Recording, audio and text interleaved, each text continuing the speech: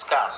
આજ રોજ તારીખ 12/10/2025ના દિવસે 1200 bed gate number 8 civil hospital medicity camp Asarwa Ahmedabad ખાતે દર્દીઓના સગાવાલાઓને સંવેદના ચેરિટેબલ ટ્રસ્ટ અને અન્નદાન ટીમ દ્વારા ભોજન વિતરણ કરવામાં આવ્યું. આજે ભોજનમાં પૂરી, શીરો અને શાકનું વિતરણ કરવામાં આવેલ.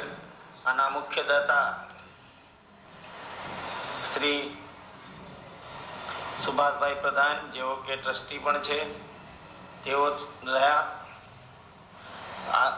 આજે લગભગ 250થી પોણા 300 જેટલા જરૂરિયાતમંદ લોકોએ સ્થળ ઉપર આવીને સાથે બેસીને